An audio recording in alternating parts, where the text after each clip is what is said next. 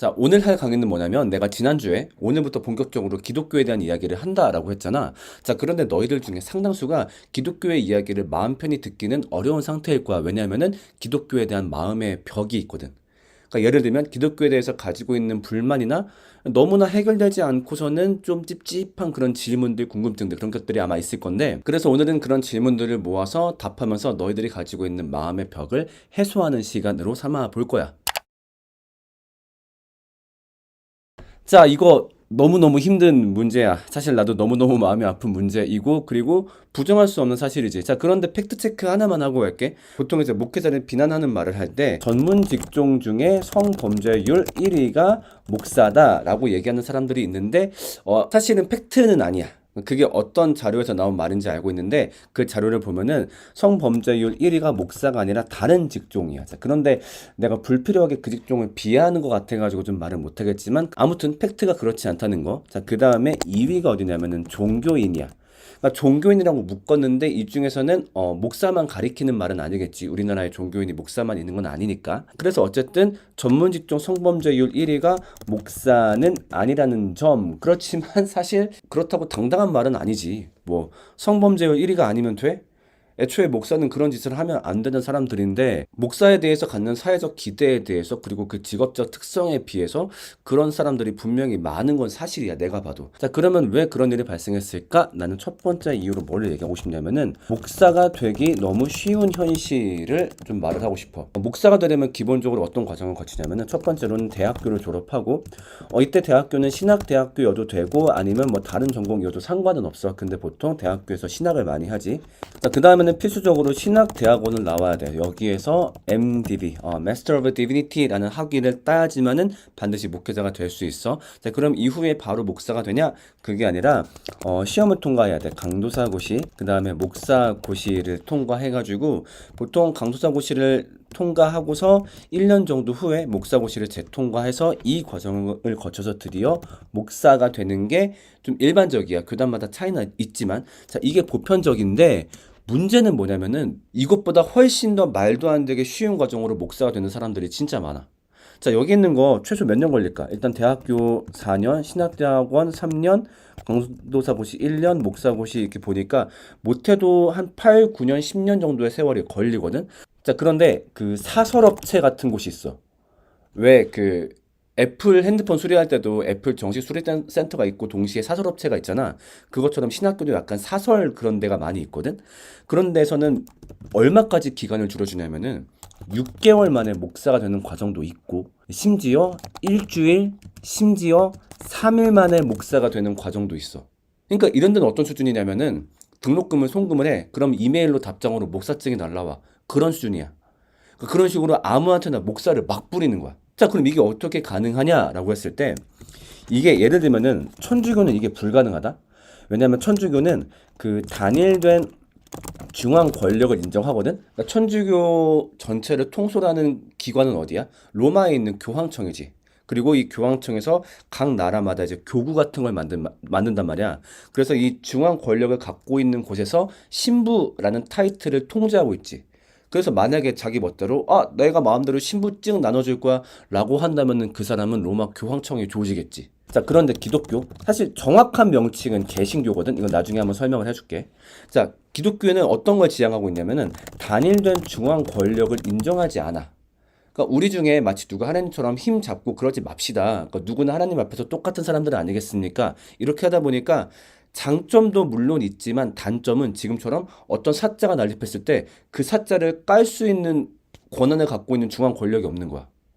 그러니까 사자들도 말을 할 수 있겠지. 야, 누구나 목사 될 수 있고 누구나 할 수 있다며. 그러면 내가 목사증 만들어도 되는 거 아니야? 그러니까 이런 생각을 갖고 막 이상한 단체들이 막 난립해서 우리도 기독교임 하면서 목사증을 막 뿌리는 거야. 이거를 막아낼 수 있는 근거가 없어. 이런 식으로 목사직이 막 난립하다 보니까 나중에 예를 들면은 이런 목사들 중에 하나가 사고를 쳤어. 뭐 예를 들면 술 먹고 사람을 폭행했어. 그러면 경찰 조사 과정에서 자, 직업이 뭡니까? 네, 목사입니다. 하겠지. 자, 그러면은 뉴스 헤드라인에 대문짝만하게 나오겠지. 목사 술 먹고 사람 팼다. 거기서 뭐 신문기자가 물론 목사이지만 정식 과정을 거치지 않고 며칠 만에 목사가 된 이런 말들을 달진 않을 거 아니야. 얼마나 재미있는 타이틀이야. 목사가 술 먹고 사고 쳤다. 이런 식으로 사짜 목사들이 난립하다 보니까 좀 그 와중에 좀 이상한 사람들도 많이 끼어 있는 것 같아. 그래서 실제로 어떤 범죄를 저지른 사람들이 신분 세탁의 용도로 많이 활용되는 게 목사라는 직업이야. 애가 물론 진짜로 범죄를 저질렀다가 진짜로 마음을 돌이키고 이 내용을 사람들한테 가르치고 싶어 이렇게 해서 목사가 될 수도 있겠지만은 지금 얘기했던 것처럼 목사가 되기 굉장히 쉬워. 그리고 일단은 목사가 되면은 종교인이니까 이 목사를 신뢰하는 사람들도 많을 테고 또 교회를 다니시는 분들이라면은 목사라고 했을 때 좀 약간 말을 믿어주는 게 많을 거 아니야. 그러니까 범죄자들이 굉장히 쉽게 목사 타이틀을 입고 주변 사람들의 신임을 얻은 다음에 또 사고를 치는 거지. 이런 사례가 진짜 많아. 결론적으로 목사가 되게 너무 쉽다 보니까 이놈 저놈 다 목사가 되기 때문에 그중에 사고 친 애들도 많더라. 자, 근데 문제는 두 번째야. 두 번째는 자, 그렇다면은 정식 과정을 거친 목사들은 사고 안 치나? 그런 사람들 많이 봤었는데? 라고 할 수도 있을 거야. 그거는 왜 그러냐면은 어떤 잘못된 종교 권력을 얘기하고 싶어. 그러니까 무슨 말이냐면은 왜 주변에서 그런 사람 볼 때 있잖아. 내가 잘 모르는 분야를 막 얘기해. 그럼 그 사람이 되게 멋있고 좀 위대해 보이잖아. 뭐 앉아있는 뭐 옆에서 뭐 예를 들면 어떤 과학 전공한 사람 와가지고 뭐 촉근 이론, 뭐 양자역학 뭐 이런 얘기 하는 거지. 그럼 그 사람을 우러러 보게 된다고. 근데 마찬가지로 종교인들은 일반 사람들이 쉽게 대하지 않는 주제들을 막 말을 하잖아. 신, 뭐 죽음, 사후, 뭐 어떤 뭐 신의 권능 막 이런 말을 하다 보니까 기본적으로 사람들이 종교인이다 하면 그 사람을 좀 추앙해서 바라보는 게 있어. 자, 근데 사실은 그러면 안 되거든? 기독교는 그게 싫어서 천주교로부터 갈려져 나온 거야. 아니, 어차피 우린 똑같이 하나님의 자녀들이고, 그럼 우리는 누가 더 힘이 세고 파워를 갖고 있고 이게 아니라, 우린 똑같은 사람들이고, 저는 그냥 이거를 공부해서 가르치는 사람들일 뿐입니다. 그러니까 이런 식으로 우리는 평등한 구조를 지향하는데, 지금처럼 잘못된 생각을 가지고, 혹은 한국 특유의 어떤 그런 질서 문화? 거기에 익숙한 분들이 목사라는 직업을 지나치게 우러러 보고 그 사람들에게 필요 이상의 권력을 좀 줄 때가 있어. 그러면 거기에 심취해가지고 하지 말아야 될 짓을 하는 거지. 그러니까 사람이 힘을 얻게 되면 하고 싶은 게 보통 뭐야? 돈을 추구하거나 명예를 추구하거나 아니면 성적인 잘못들을 하지. 그래서 여기에 넘어가서 좀 그런 짓을 하는 사람들이 많은 것도 사실이다. 그런 사람들은 반드시 비판받아야 되고 혼나야 되고 개망신 당해야 되고 법적인 처벌을 받아야 된다라고 생각한다. 만약에 내가 나중에 그런 짓을 한다면은 너희는 누구보다 나를 비난해 주기를 간절히 부탁할게. 근데 그리고 또 동시에 올바른 목사님, 주변 세상을 밝히는 목사님들도 분명히 많이 있어. 자, 그런데 왜 그런 사람들 소식은 잘 들을 수 없을까? 재미없잖아. 그치? 그렇다 보니까 언론서도 잘 안 다루어지지만 좀 주변에 있는 교회들에도 좋은 목사님은 충분히 많이 있다라는 것도 얘기해주고 싶어. 자, 이것도 굉장히 중요한 문제지. 신의 존재를 증명할 수 있는가? 아니, 일단은 누군가를 믿으려면은 그 사람이 존재하는지는 알아야 믿고 말고 선택할 수 있을 거 아니야. 그렇기 때문에 이 질문은 굉장히 중요한 질문이지. 자, 그런데 내가 인정할 수 있는 건 뭐냐면은 신의 존재를 객관적으로 증명할 수 있는 방법은 없다는 거야. 이걸 나도 인정할 수 있어. 굉장히 수많은 사람들이 신의 존재를 증명해 보기 위해서 노력했거든. 자, 그런데 그 모든 증명들이 내가 봐도 반박이 가능하거나 실패한 경우가 많아. 자, 근데 중요한 건 뭐냐면은 신을 증명할 수 없다라고 해서 신이 존재하지 않는다 라고 결론을 내리는 건 너무 섣부른 거라고 생각을 해. 예를 들면 이렇게 한번 얘기를 해보자. 한 300년 전까지만 해도 세균의 존재를 사람들이 알았을까? 몰랐겠지. 그 시절에 어떤 사람이 아무리 세상에 세균은 존재합니다 라고 말을 하더라도 그 세균을 증명할 수는 없었을 거야. 자, 그렇다고 그 시절에 세균이 없었던 거는 아니겠지. 그리고 신 존재가 증명하기 어려운 이유는 또 있어. 그러니까 만약에 신이 존재한다면은 지금의 세상은 신이 창조한 세상이잖아. 그러면은 그 창조한 세상 안에 창조자의 존재는 원래 보이지가 않아. 자, 이 말이 조금 어렵지. 내가 무슨 말인지 쉽게 예를 들어서 설명해 줄게.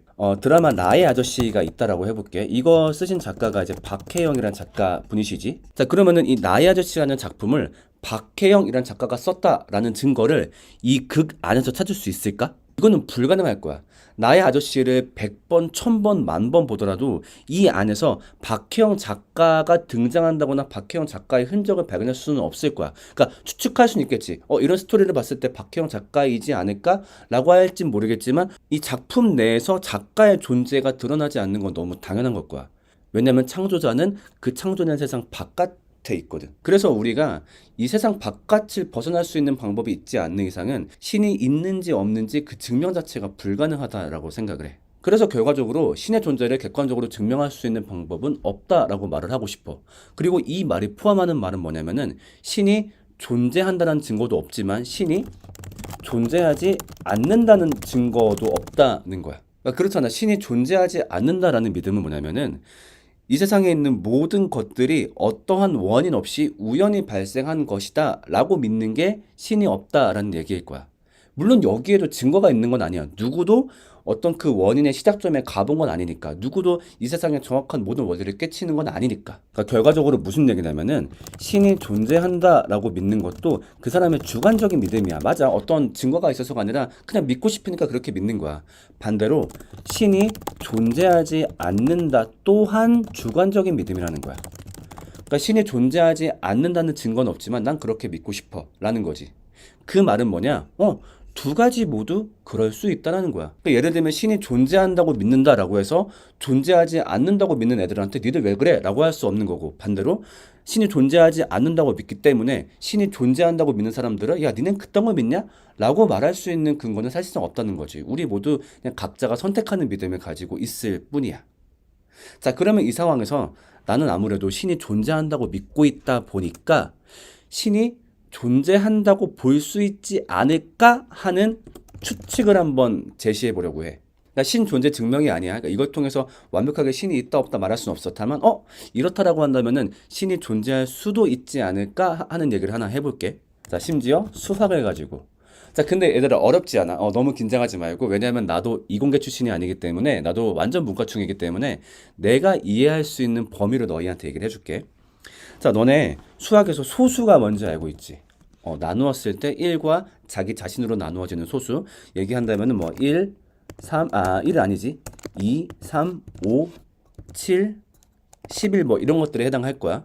자, 이제 이게 소수표인데 가만히 보고 있으면 좀 뭔가 기분이 이상하지. 이게 뭔가 규칙이 있는 것도 같고 없는 것도 같고 뭔가 좀 기분이 아리까리하단 말이야. 그래가지고 정말 옛날부터 고대 그리스 시절부터 이 소수의 규칙을 찾아보려는 노력이 끊임없이 있었어. 그래서 이게 정말 규칙이 있는 게 아닐까? 근데 정말 몇천 년의 세월 동안 이걸 아무리 찾으려고 해봐도 실패했었거든. 자, 그런데 이제 가우스라는 수학자를 거치고 또 리만이라는 수학자를 거치면서 잠깐만, 이 소수를 어떻게 둘둘둘둘 말았다가 뭐 어떻게 접었다 어떻게 해봤더니 그나마 거의 근사하게 일치하는 소수의 규칙을 발견한 것 같아. 그래서 이 소수가 어떤 간격으로 나타나는지 드디어 그 공식을 찾은 거야. 자, 그래서 그 공식이 이렇게 생겼거든. 자, 나도 몰라. 긴장하지 마. 이걸 막 파고들고 그럴 거 아니야. 자, 그래서 수학자들이 이거를 정말 몇천 년 동안 드디어 찾은 게 요거 하나인 거야. 자, 하나인데 또 어떤 수학자가 이 공식을 막 연구하고 있었어. 이제 그러다가 이제 친구인 양자역학 과학자하고 밥을 먹게 된 거야. 그래서 요즘 뭐 연구하고 있어? 나 요즘 이런 거 연구하고 있어. 그래서 이 수학자가 양자역학 과학자한테 이걸 보여준 거지. 근데 양자역학 과학자가 깜짝 놀란 거야. 야, 이거 원래 있는 거야. 이렇게 얘기하는 거지. 야, 무슨 말이야? 이거 수학자들이 몇천 년 만에 찾아낸 건데. 아니, 이거 양자역학에 원래 있는 공식이야. 이렇게 말을 하는 거야. 자, 이게 또 무슨 말이냐 하면은, 자, 세상의 모든 물질들, 지금 뭐 내 살도 그렇고 여기 있는 옷도 그렇고 심지어 눈에 보이지 않는 조그만 것들도 그렇고 뭐 산소든 뭐든 그 모든 것들이 이렇게 생긴 분자로 이루어져 있잖아. 자, 그런데 여기 안에 있는 이게 분자 핵이거든. 이 분자 핵이 굉장히 불규칙적으로 에너지를 방출하는 거야. 뻥, 뻥, 뻥, 뻥 이런 식으로. 그래서 이거를 다루는 과학자들이 얘가 언제 분출하나 그 간격을 한번 만들어 보자 해서 만들었던 공식이 이 공식이었던 거야. 그러니까 수학자들이 몇천 년간 찾아 헤맸던 그 복잡한 공식이 이미 세상을 구성하는 모든 물질 안에 다 들어 있었던 거지, 이미. 즉 세상은 창조 단계에서부터 굉장히 복잡하고도 놀라운 수학 공식으로 이루어져 있다는 거야. 그러니까 예를 들면 사람이 복잡한 거, 동물이 복잡한 거 그럴 수 있어. 왜냐하면 오랜 시간 진화 세월을 거치면서 점점 더 복잡해진 거니까. 자, 그런데 지금 여기서 말하는 이 원자는 그렇지 않지. 이 세상에 처음 등장할 때부터 얘는 이렇게 생겼고 한 번도 모양이 바뀐 적이 없어. 그런데 맨 처음 등장할 때부터 굉장히 고도의 복합적인 수학적 원리를 그 안에 담은 채로 만들어졌다는 거야. 그렇다는 건 어쩌면 이 세상이 우연으로 만들어진 게 아니라 굉장히 엄청나게 고도의 지적 능력을 가진 어떤 존재가 이 세상을 만든 게 아닐까라고 추측할 수 있겠지. 어때? 그걸 본다면은 신이 있다고 믿는 것도 그렇게 이상한 믿음은 아닌 것 같아. 자, 이것도 참 마음이 아픈 문제야. 굉장히 주변에 피해를 주면서 전도를 하시는 분들이 좀 있지. 바깥에서 막 큰 소리를 지른다거나 아니면 지하철을 돌아다니신다거나 아니면 뭐 개인적으로도 자꾸 교회를 나오라고 지나치게 권유한다든가. 그러니까 사실 솔직히 말하면 그 마음에는 공감이 가. 어떤 느낌이냐면은 약간 맛집 소개 그런 거 같은 거지.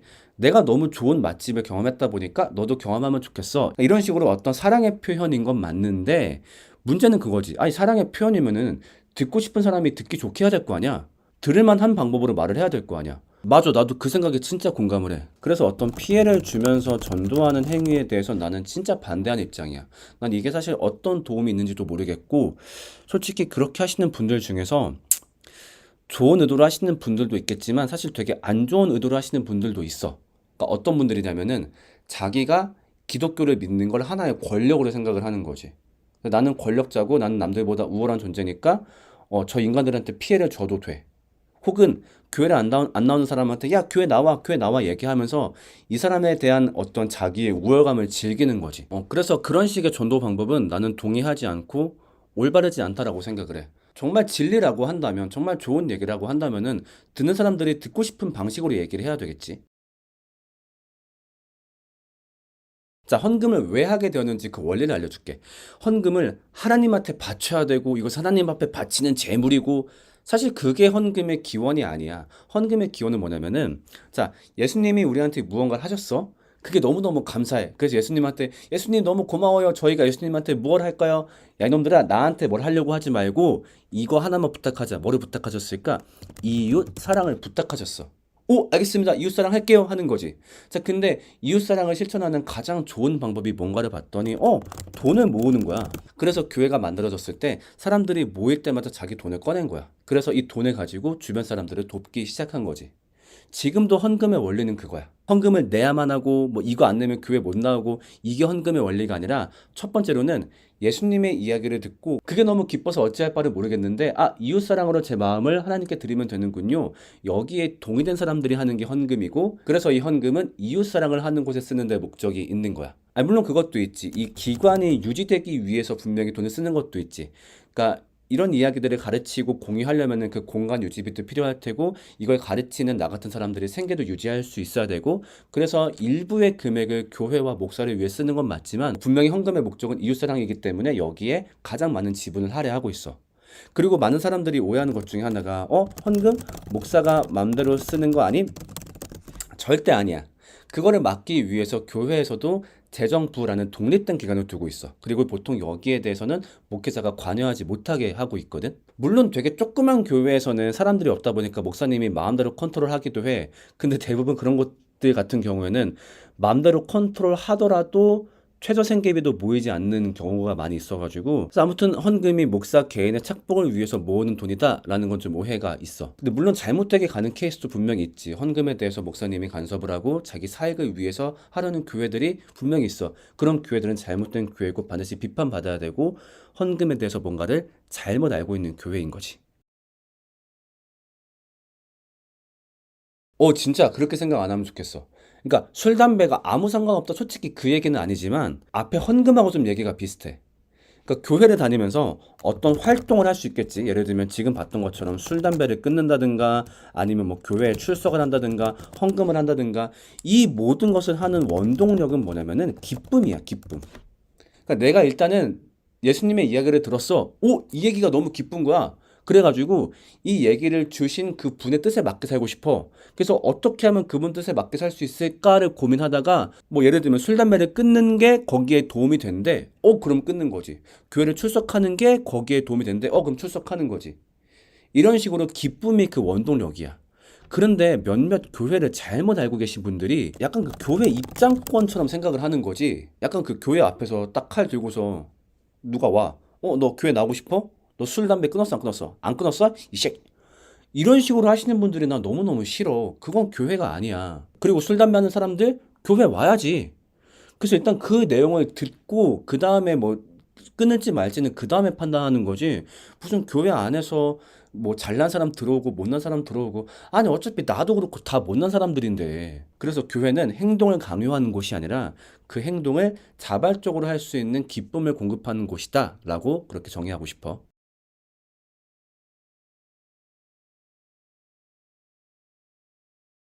개인적으로 나는 동의하지 않아. 내가 여태까지 성경 봤을 때 성경이 과학하고 충돌한다? 라는 건 딱히 못 느꼈던 것 같아. 예를 들면 대표적인 게 진화론일 텐데, 진화론을 좀 오해하는 게 있는데, 진화론은 뭐에 대한 설명이냐면은, 종이 어떻게 탄생했나. 그러니까 생명체가 있었고, 처음에는 이게 한 종이었는데, 어떻게 종이 갈라졌나. 이 종의 탄생에 대해서 얘기하는 게 진화거든? 근데 창조는 뭐냐면은, 생명의 탄생에 대해서 얘기하는 게 바로 창조야. 그러니까 진화론자들도 이 생명 자체가 어떻게 발생했나 그거는 몰라. 그리고 그건 애초에 진화론에서 다루는 분야가 아니거든. 이건 내가 한 말이 아니라 이상희 교수님이라는 진화학자분께서 말씀하신 거야. 그렇기 때문에 애초에 서로 다른 얘기를 하고 있기 때문에 굳이 싸울 이유가 없어. 그리고 뭐 그런 것도 있지. 뭐 성경에 따르면 지구는 6천 년밖에 안 되었다.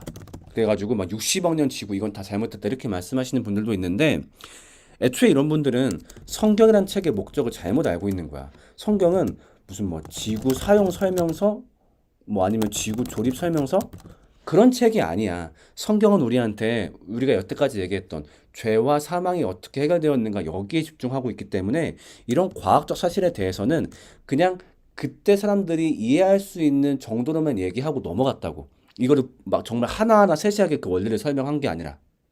그래서 예를 들면 빅뱅 같은 경우도 과학자가 빅뱅을 발견했대.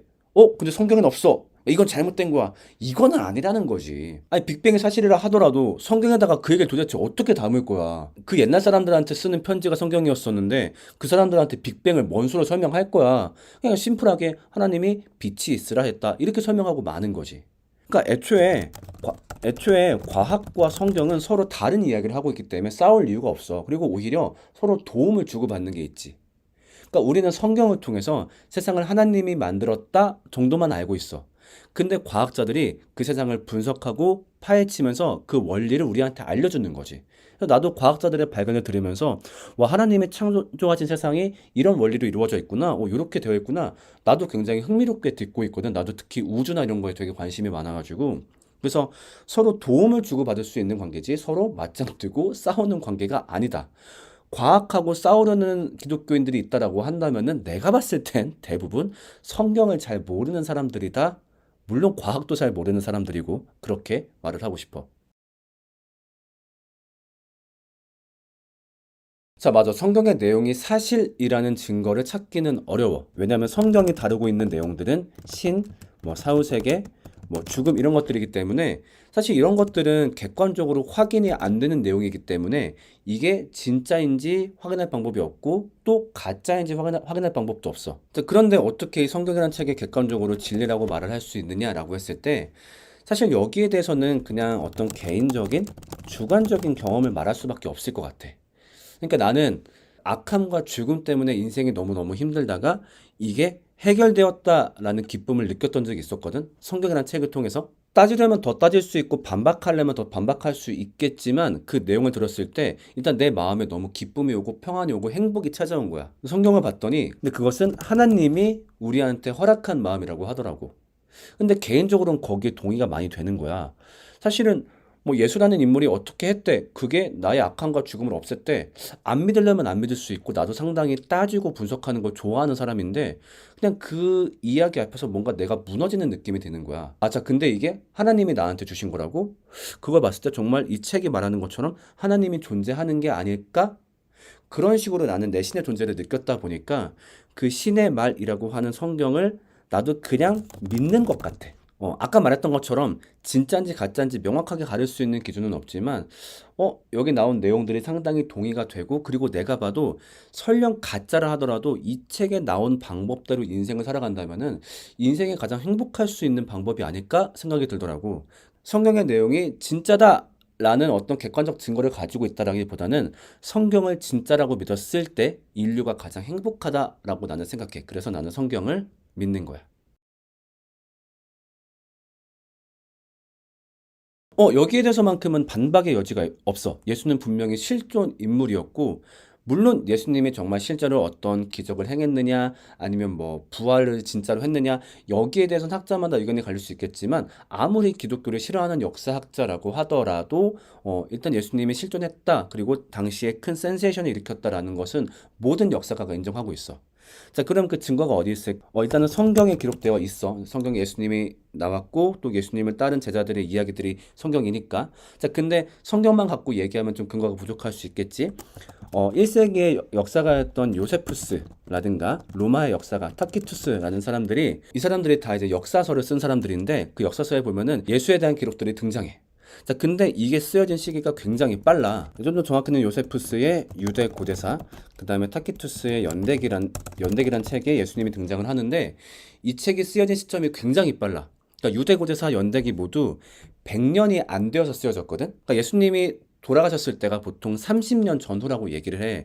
근데 이 책들 모두 100년 전에 쓰여졌어. 그러니까 유대 고대사 같은 경우는 70년에서 80년, 연대기도 보통 비슷한 시기에 쓰여졌을 거라 얘기를 하거든.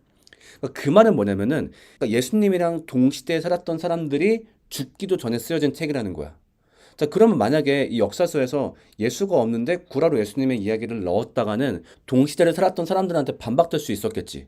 아니, 내가 그때 있었는데 예수라는 인물 없었다. 그러면은 이 사람들이 쓴 나머지 역사의 이야기도 다 신빙성을 잃을 위험이 있었을 거야. 그러니까 예수님이 죽기도 얼마 안 된 시기에 역사가들이 쓴 역사서에 예수님이 등장한다는 걸 봐서는 분명히 예수님이 실존 인물이었던 것 같아. 그리고 이 두 책 모두 공통적으로 이야기하는 게 예수라는 인물이 굉장히 놀랍고 신비한 일들을 많이 했다라고 하는 걸 봐서, 그러니까 성경의 진술대로 예수님이 있었고 놀라운 일들을 많이 일으키신 게 팩트인 것 같아. 자, 이제 마지막 질문인데, 정말 기도하면 이루어지는가? 그러니까 요걸 기반으로 기독교인들을 조롱할 때도 있지. 야, 니네 맨날 기도한다며, 뭐 소원 빌고 한다며, 야, 그럼 니네 로또 번호 맞춰봐. 막 이렇게 놀린단 말이야. 로또, 나 해봤을까, 안 해봤을까? 해봤어. 안 맞아, 나도 안 맞아. 내가 기도해서 소원을 다 이룰 수 있다면 나도 굉장히 많은 소원들을 이루며 살았겠지. 근데 그렇지 않더라고. 물론 그 이유에 대해서는 여러 가지 이유가 있을 수 있겠지만, 난 요걸 제일 얘기하고 싶어. 과연 우리가 기도했을 때 내 소원이 다 이루어지는 게 나한테 좋은 일일까? 자, 예를 들면 그렇게 얘기를 해볼게. 우리 애기 새벽이가 있는데, 이 친구는 4살짜리야. 얘가 나한테 소원을 빚는 거야. 아빠, 나 저기 있는 저 칼 주세요. 뭔지 봤더니 부엌에 있는 이만한 칼을 달라 그러는 거야. 자기 장난친다고. 주면 될까 안 될까? 안 되겠지. 얘한테 적합하지 않은 거니까. 얘가 막 우는 거야. 아, 아빠는 내가 말했는데도 안 들어줘. 아빠 날 사랑하지 않아. 아니면 아빠가 없는 게 아닐까? 막 이렇게 얘기를 해. 아무리 설명해줘도 얘는 이해를 못하겠지. 우리가 어떤 소원을 간절히 바라고 빈다라고 하더라도 결국 악함과 죽음이 가득한 세상에서는 그 어느 것도 선이 되기 힘들어. 오히려 그것 때문에 인생이 망하는 경우도 있고 악함으로 돌아오는 경우도 많아. 그렇기 때문에 우리가 신을 믿는다면, 하나님이란 존재를 믿는다면 그분께 구해야 될 것은 내 소원이 당장 이루어지고 내 뭐가 뭐 어떻게 되고 요게 아니라 사람들의 인생을 궁극적으로 괴롭히고 있는 악함과 죽음의 해결을 도와주세요. 그러니까 이게 하나님한테 구해야 될 가장 근본적인 문제인 것 같거든. 자, 근데 성경은 바로 이 악함과 죽음이 해결된 이야기라는 거지. 어때? 그렇다면은 기도한다고 모든 소원이 이루어지지 않더라도 한번 하나님에 대해서, 기독교에 대해서 들어볼 만한 가치가 있지 않을까? 나는 그렇게 생각을 해. 자, 그래서 우리가 오늘 기독교에 대한 벽을 해소해 봤는데 아마 좀 상당 부분 해소되지 않았을까 싶어. 좀 최소한도 이렇다라고 한다면 한번 들어볼 만 하겠네. 내가 좀 오해했던 부분이 있었네. 라고 아마 생각하지 않을까. 그래서 다음 주부터 우리는 본격적으로 기독교의 스토리를 들어보도록 할 거야. 우리는 다음 주에 만나는 걸로 할게. 안녕!